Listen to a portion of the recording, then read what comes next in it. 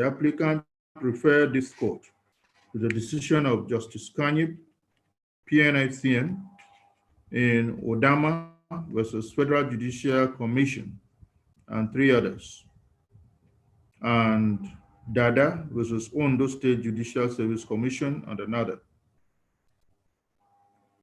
as authority for the vexed question whether a dismissed employee whose dismissal is upheld as valid on account of either irregular, void employment status is liable to refund all salaries and remunerations received whilst the purported employment lasted arose. Order 45, Rule 3, Sub 1 of the Court Rules stipulates that where any unreported judgment is relied upon, a certified true copy shall be submitted along with the written address. And in Major General Kayode Oni, retired, and four others, versus Governor of Ekiti State and another, the Supreme Court heard per Her Ladyship Augie, JSC, that, quote, it is an elementary principle, very elementary, that counsel who want the court to make use of authorities cited in court must provide the name of the parties, the year the case was decided, and where the case was reported, name of the law report, the year, volume, and page must be cited. But if the said case is unreported, counsel must provide the court with a certified true copy of the judgment sought to be relied upon. See Chidoka and another versus First City Finance and Company Limited and Ugo Nangadi versus FRN. The citations are in the ruling. What all of this means is that applicants do not want this court to use Odama versus Federal Judicial Commission and another, and others versus, and Dada versus Ondo State Judicial Service Commission and another. And this court is not quite sure whether the first defendant in Odama's case cited by counsel to applicants is a body called Federal Judicial Commission, or the first defendant in Dada's case is Ondo State Judiciary Service Commission, and both are juristic persons known to law. The rendition of the applicants and respondents' addresses threw up a couple of SIC, SIC, in bracket. The word SIC is used after a word that you have copied in order to show that you know it was not spelled or used correctly. Black's Law Dictionary, 10th edition at page 1592 defines SIC as a Latin word, so thus. It is invariably bracketed and usually set in italics and is used to indicate that a preceding word or phrase in a quoted passage is reproduced as it appeared in the original document. E.g., that case piqued the young lawyer's interest. It means the word piqued was not applied or used correctly. On the necessity of drafting skills, the counsel must possess in the preparation of court processes. The Court of Appeal, stop what you're doing, you're disturbing me. The Court of Appeal heard in Magaji versus Kuyambana, per Danjuma JCA does.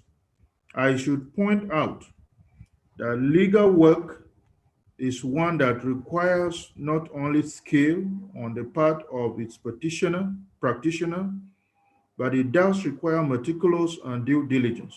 In this wise, therefore, learned counsel must ensure that as a minister in the temple of justice, where only learned men practice, the proof of true learning must be exhibited, not only in advocacy, but indeed in the drafting of legal documents. Drafting being a skill that is expressed in the English language must convey the intent and purpose, not only in clear text English language, but must show the appreciation of the English language, which is the tool of the profession.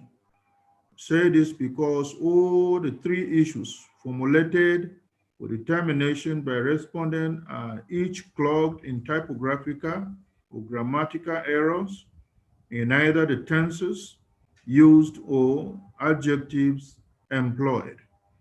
Counsel owe not only the courts, but indeed all the legal profession and themselves the duty of care in ensuring that documents drafted for use in courts must meet the minimum standard of quality befitting the learned profession, close of quote.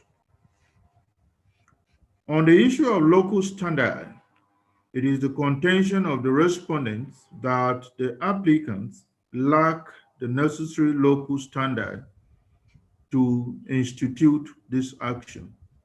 See Adesanya versus President of the Federal Republic of Nigeria and another.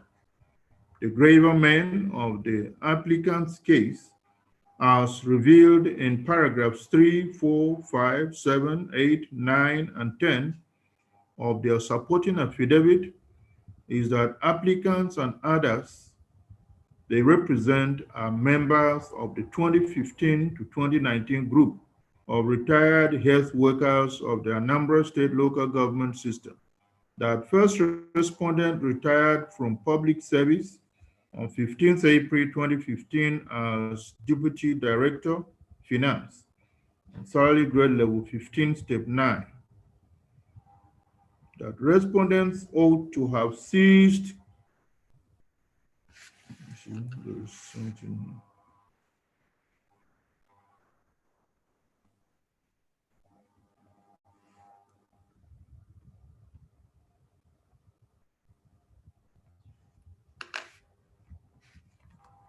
That first respondent ought to have ceased coming back to work at the office of the fourth respondent from 5th April 2015 when he retired from public service.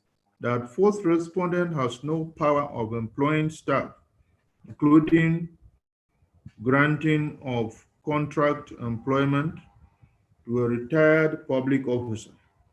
The first respondent is supposed to vacate the post he has been occupying illegally in the office of fourth respondent from May 2015 till date, and refund all salaries and other remunerations he has been receiving throughout the period of his illegal stay in the fourth respondent's office. These depositions confer local standard on the applicants in that the contract employment of the first respondent, a retired public officer, like the members of the 2015 to 2019 group of retired public officers, is illegal. Applicants have shown sufficient interest to be accorded a hearing. Citations in support of this are in the ruling. The applicant suit is one challenging a perceived infraction of public service rules on employment and tenure. And it is also a public interest litigation. In Chief S.T. Horn, Senior Advocate of Nigeria versus National Assembly and three others, this court heard per Obaseki Osaga thus, quoting, there has been a paradigm shift on the technicality of local standard in suits founded on constitutional issues and the public interest both locally and internationally. See Alhaji Salihu Wukari Sambo versus Captain Yahya Douglas. Check this thing.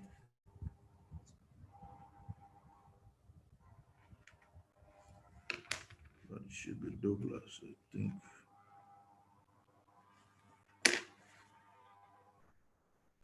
Ndatse, Captain Yahya Douglas Ndatse, Fawemi versus Akilu. It is now settled that the technical requirement of locus standi is unnecessary where a suit is brought to challenge a violation of any of the provisions of the Constitution and or other statute, and where it is instituted by a person or persons embarking on public interest litigation, as in this instance, see Center for Oil Pollution Watch versus NNPC. Claimant suit challenges constitutional and statutory breaches by the first and second defendants. Consequently, locus standi automatically inures in its favor. The claimant has the locus standi to institute this suit. I so rule close of court. The applicant's suit, as stated in paragraph 38, challenges the employment and tenure of the first respondent.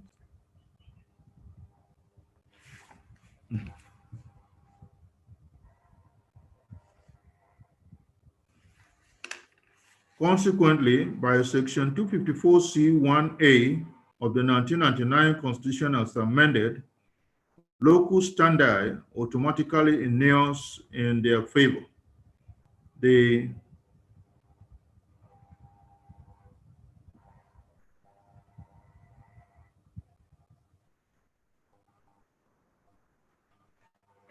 applicants, therefore, have the locus standi to institute this suit.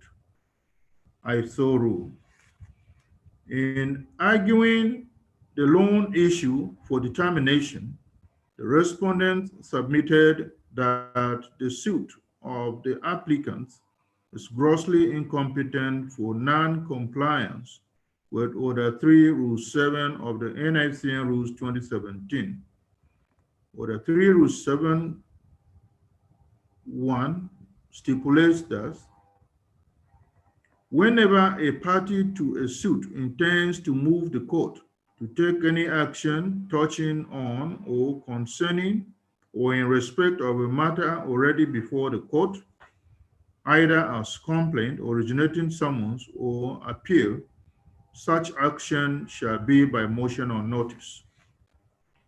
To the respondents, there is no pending action before the court upon which this application is brought.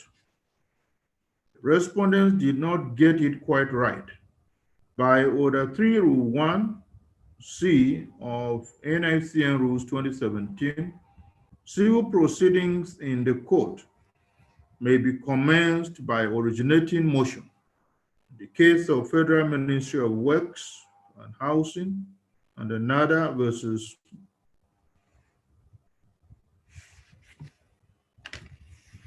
Menial Construction Company,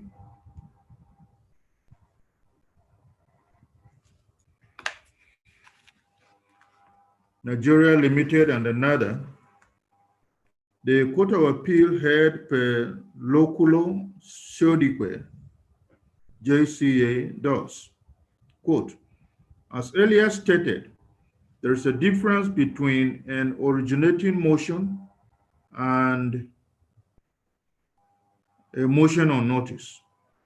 This much is clear from the provision of Order 2, Rule 2, Sub 3 of the Federal High Court Civil Procedure Rules 2000, which shows that an originating motion is one of the ways by which an action is commenced, while Order 9 shows that motion on notice are for interlocutory proceedings. Incidentally, the applicants, by approaching the court via the Order 17 of NICN Rules 2017, improperly did so as if the motion on notice is, as contemplated therein, for interlocutory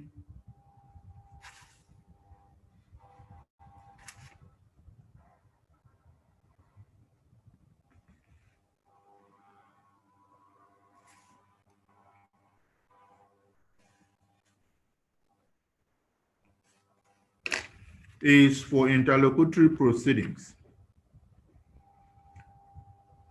On commencement of action, the apex court heard in Alpha versus Atai and others, Penweze, JSC does. Indeed, there are four broad modes of commencing civil suits, namely A, writ of summons, B,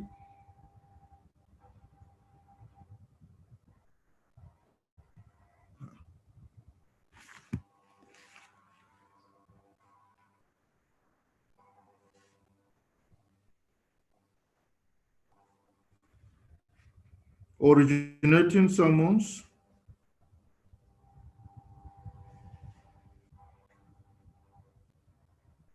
on originating motions, and D, petitions.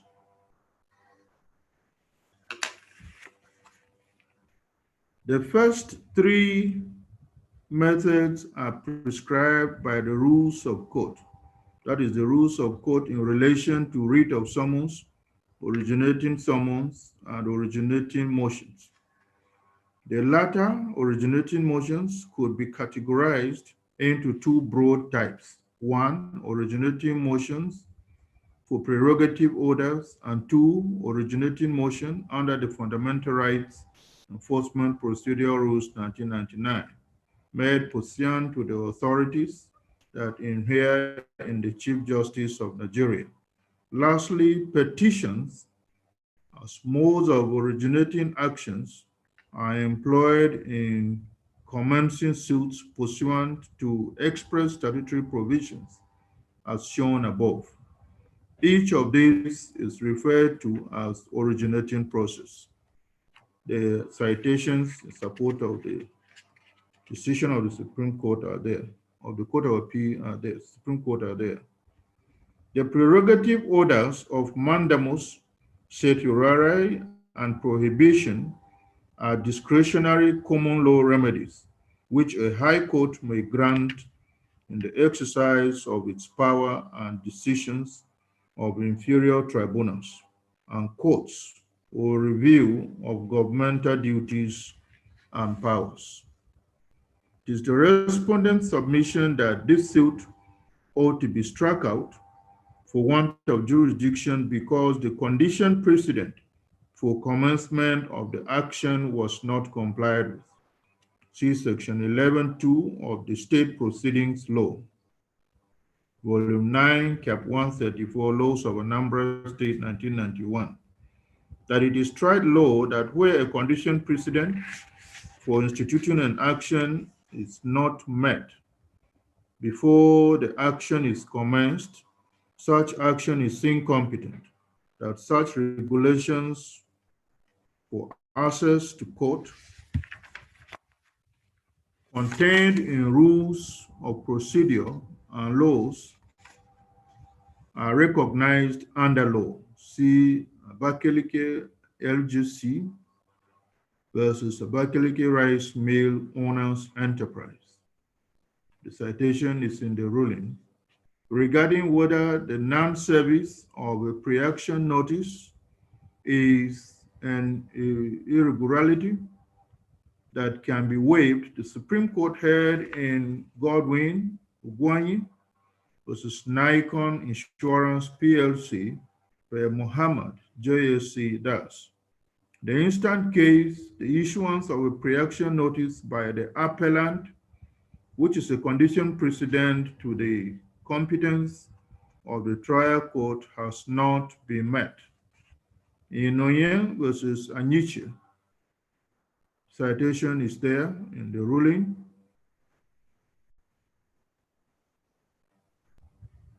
This court has stated on the issue at hand thus: it may be mentioned that the effect of non-service of a pre-action notice where it is statutorily required, as in this case, is only an irregularity which, however, renders an action incompetent.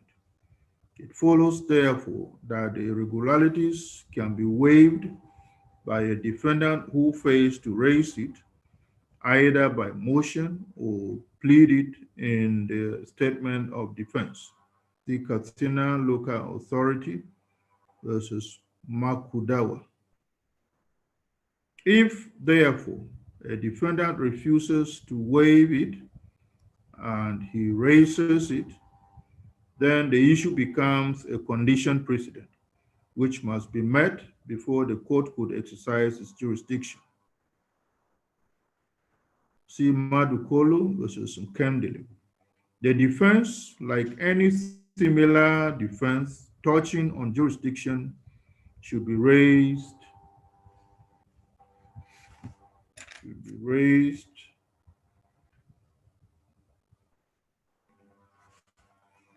preferably soon after the defendant is served with the writ of summons. Be that as it may, the failure to serve a pre-action notice only raises a procedural issue as opposed to substantial jurisdiction.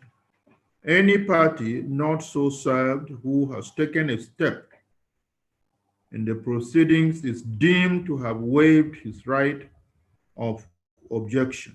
See Mobile Producing Nigeria Unlimited versus La Cepa. The respondents,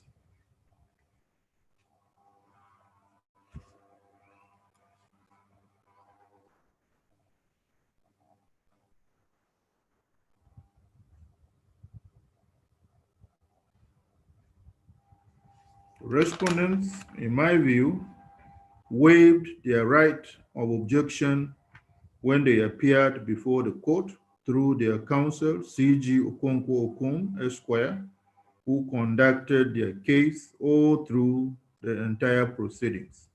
And I so rule. Respondents argued that the post required employment, the post-retirement,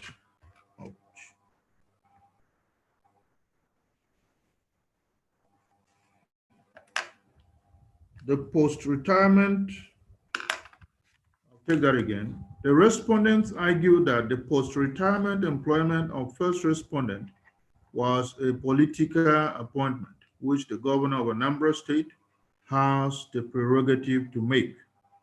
On political appointment, I searched the website and found that according to the United States Office of Government Ethics, a political appointee is any employee who is appointed by the president, the vice president, or agency head. Appointment is the systemic way of engaging or employment of a person into the government service. Section 176 of the 1999 Constitution of the Federal Republic of Nigeria, as amended, states that there shall be for each state of the Federation a governor, that the governor of a state shall be the chief executive of that state. By Section 192 of the 1999 Constitution as amended, there shall be such officers of commissioners of the government of a state as may be established by the governor of the state. It therefore stands to reason that the governor also has the power to make such appointment in the office of the fourth respondent as he deems it most expedient to do so. Consequently, it is my determination that the political appointment of first respondent by the governor of Anambra State in the office of fourth respondent is valid and legal, and I so rule. The applicant sought the court's declaration that the appointment of the first respondent in the office of the fourth respondent is an illegal employment, as the lawful procedure for such appointment was not followed. Therefore, that his stay or work in the office is illegal, null and void ab initio.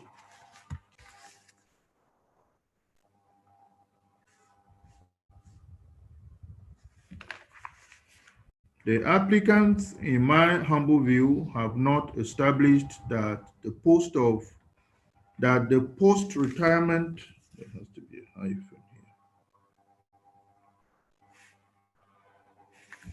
that the post-retirement appointment must strictly go through the process of contract appointment or consultancy engagement as provided for in the Public Procurement Act. It is settled and well established that declaratory leaves are not granted even on admission. A declaratory leave depends entirely on the strength of the plaintiff's own case and not on the defense. See Muhammad versus Wamako and others, and some other citations there. The contention of the applicants that the appointment of the first respondent in the office of the fourth respondent did not follow lawful procedure for such appointment, I reiterate, has not been proven by the applicants. It's not been proved.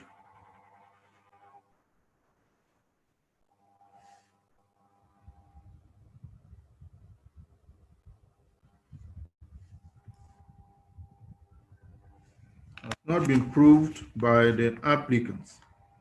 And I so rule. Relief 1 accordingly fails, and so is hereby dismissed. Following from all of the above, reliefs 2, 3, and 4, praying for consequential orders, which are hinged strictly on the grant of relief 1, also fail. Reliefs 2, 3, and 4 accordingly fail, and so are hereby dismissed. On the whole, I see no merit in the applicant's case. It fails, and so is hereby dismissed. Ruling is entered accordingly and make no order as to cause. You have to check to ensure that the corrections are made.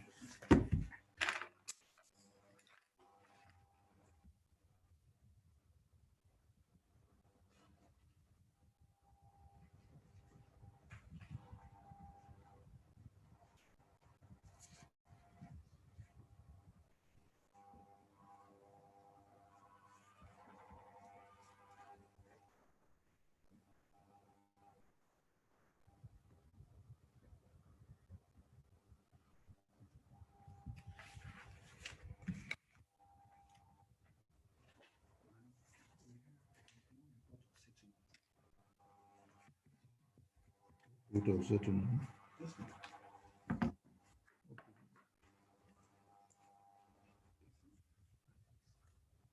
Which file is this? It's a temporary file. This one? Yes, sir. What on this one? Yes, the two are temporary files. Okay.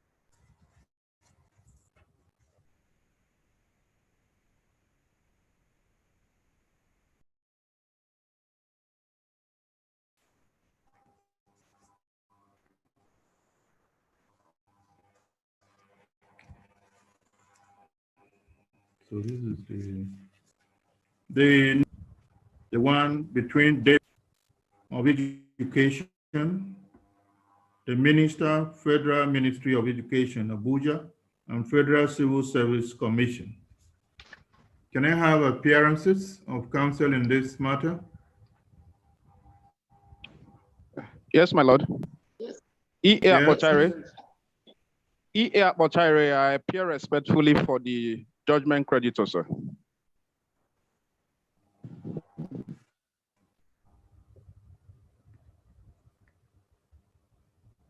My Lord, R.M. Olushono. I humbly appear for the second judgment debtor. Wait first. Let me record what the first person said first. Then I will prompt you. As the court pleases. Let me record what the first person said. When I am done, I will prompt you. EA Apotire for judgment creditor. Judgment, yes, my lord. Judgment creditor, okay. Yes, madam, what's your name again? R.M. Olushono. Yes. My humble appearance is for the second judgment debtor.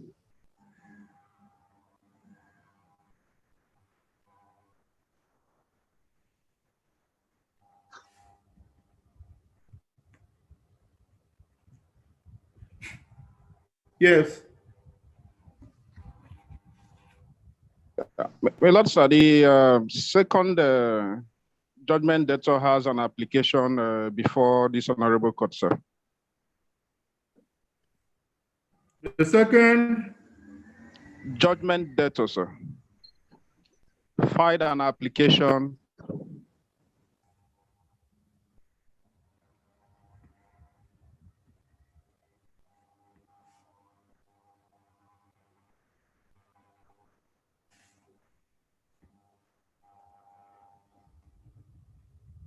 Yes. For the release of vehicles attached.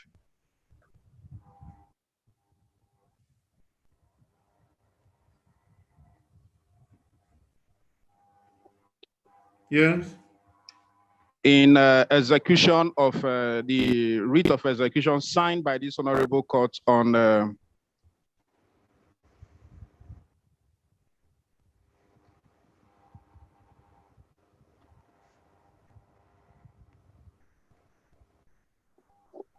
Yes. on December 9th, 2021, sir. Yes. My lord, sir, I'm not opposed to the application, sir.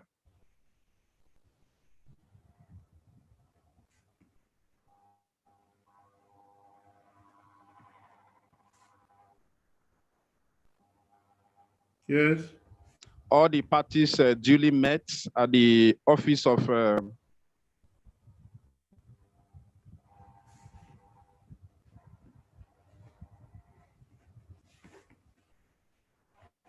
Yes. Of who? of the second judgment debtor, Yes. and the meeting was presided over by the permanent secretary of the second judgment debtor, sir.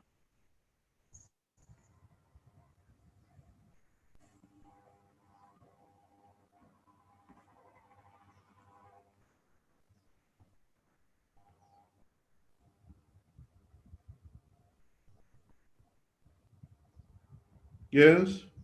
The terms of agreement or settlement exhibited or attached to this application, sir.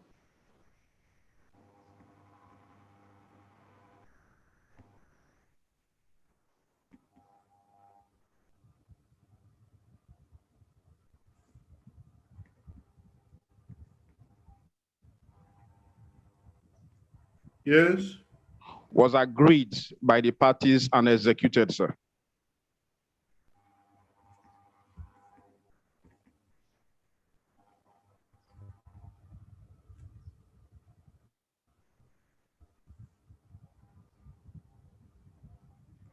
Yes.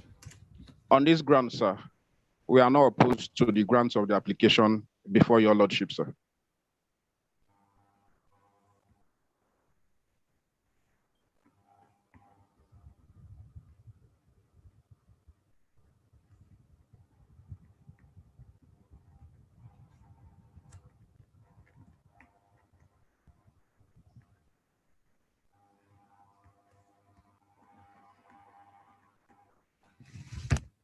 That's my humble application, sir.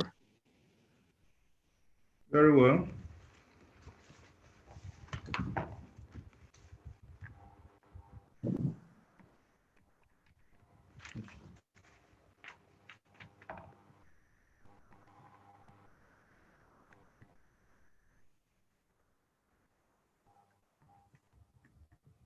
Counsel to second judgment debtor.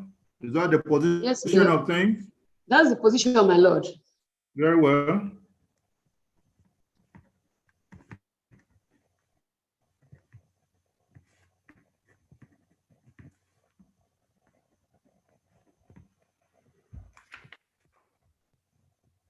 Okay.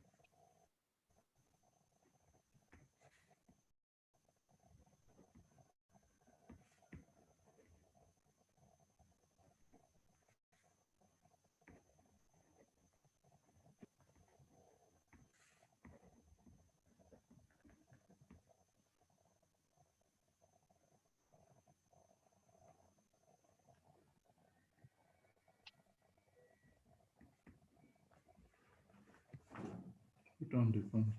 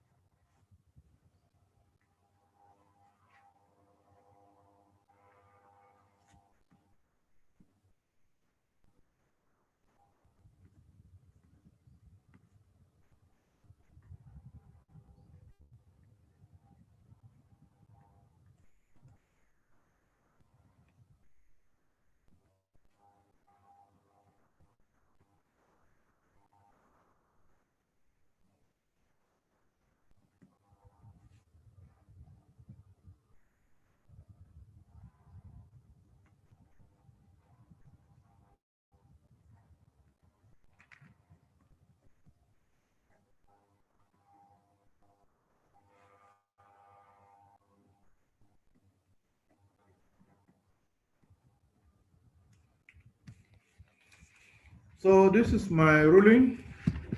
I have considered the application of counsel to the second judgment debtor for the release of attached vehicles pursuant to the judgment of this court.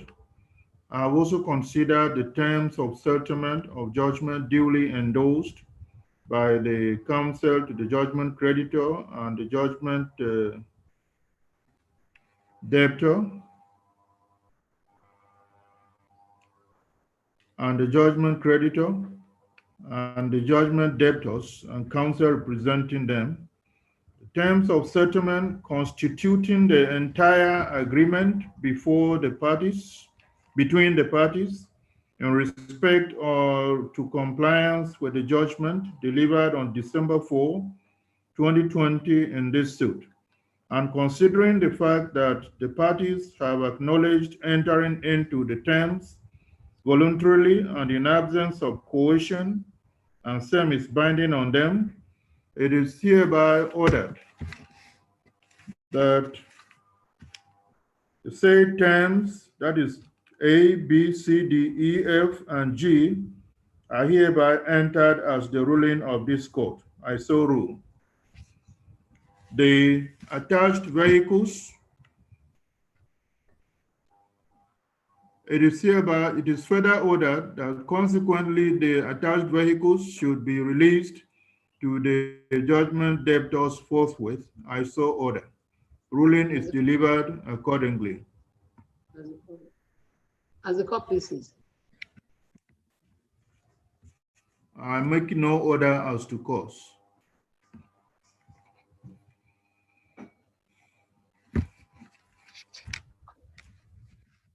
We are most grateful, my lord. You're welcome, madam. So how do you shut this thing? I'm most grateful to the court, sir. Yes.